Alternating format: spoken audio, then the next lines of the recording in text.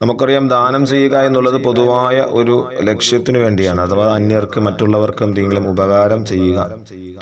അപ്പൊ ഈ ഉപകാരം ചെയ്യുന്ന ഇപ്പൊ നമ്മൾ എന്ത് കൊടുത്താലും ക്യാഷ് കൊടുത്താലും അല്ലെങ്കിൽ എന്തെങ്കിലും ഭക്ഷണങ്ങൾ കൊടുത്താലും ഒന്നെങ്കിൽ ഭക്ഷണം കൊടുക്കുമ്പോൾ അവരുടെ വിശപ്പ് മാറുക, അല്ലെങ്കിൽ മറ്റെന്തെങ്കിലുമൊക്കെ സാധനങ്ങൾ കൊടുക്കുക അതിന്റെ ഉപകാരത്തിന് വേണ്ടി. അപ്പൊ മറ്റു അന്യർക്ക് വേണ്ടി അല്ലെങ്കിൽ മറ്റുള്ളവർക്ക് വേണ്ടി ഒരു പൊതുവായ ഉപയോഗത്തിന് വേണ്ടിയാണ് നമ്മൾ ഇത്തരത്തിൽ ദാനധർമ്മങ്ങൾ ചെയ്യുന്നത്.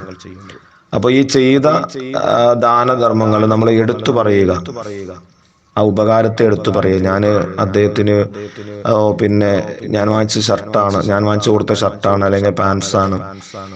അപ്പൊ ഇങ്ങനെ പിന്നെ ചെയ്ത ദാനം എടുത്തു പറയുക എന്നുള്ളത് അത് ഹറാമാണ്, അങ്ങനെ പാടില്ല. അപ്പൊ ഇങ്ങനെ ഈ കൊടുത്ത ഉപകാരം അത് നമ്മൾ എടുത്തു പറയുന്നതിലൂടെ തന്നെ അതുകൊണ്ട് നാം ചെയ്ത പുണ്യം നഷ്ടപ്പെടുകയും ചെയ്യുന്നുണ്ട്.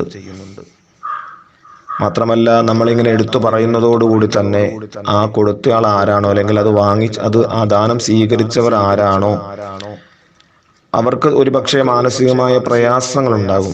ഒരുപക്ഷെ അഭിമാനമൊക്കെ സൂക്ഷിക്കുന്ന ആൾക്കാരാണെങ്കിൽ നമ്മളിങ്ങനെ പറയുന്നതോടുകൂടി തന്നെ അവരുടെ അഭിമാനത്തിന് ക്ഷതം സംഭവിക്കുന്ന ഒരു പ്രവർത്തനം കൂടി അതിലൂടെ ഉണ്ടാകും. കാരണം ഒരു മുഅ്മിനായ മനുഷ്യനെ ഒരിക്കലും അവരുടെ അഭിമാനത്തിന് കോട്ടം വരുത്തുന്ന ഒരു പ്രവർത്തനവും ചെയ്യാൻ പാടില്ലല്ലോ. അപ്പൊ അതുകൊണ്ട് തന്നെ അങ്ങനെ നമ്മൾ എടുത്തു പറയുന്നതിലൂടെ തന്നെ അവർക്ക് മാനസികമായോ മറ്റെന്തെങ്കിലുമൊക്കെ പ്രയാസങ്ങൾ ഉണ്ടാകാൻ സാധ്യതയുള്ളത് കൊണ്ട് തന്നെ അതിന്റെ കുറ്റവും കൂടി നമുക്ക് ഏൽക്കേണ്ടി വരും.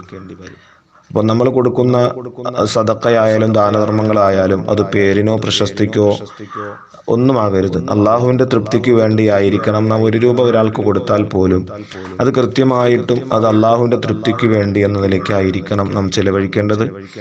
അങ്ങനെ ചെയ്യാത്ത പക്ഷം പേരിനോ പ്രശസ്തിക്കോ വേണ്ടി ഒക്കെ നാം ചെയ്താൽ, അല്ലെങ്കിൽ കൊടുത്ത ഉപകാരം നമ്മൾ എടുത്തു പറഞ്ഞുകൊണ്ടിരുന്നാൽ നാം ചെയ്യുന്ന നന്മകളെക്കാൾ അതിന് കൂടുതൽ തിന്മകളായിരിക്കും അതിലൂടെ ഉണ്ടാകുന്നത്. ഒരുപാട് ശിക്ഷയും അള്ളാഹുവിന്റെ ഭാഗത്തിലൂടെ അതിൽ നിന്നും നമുക്ക് ലഭിക്കുകയും ചെയ്യും. അള്ളാഹു തആല കാത്തുരക്ഷിക്കുമാറാകട്ടെ.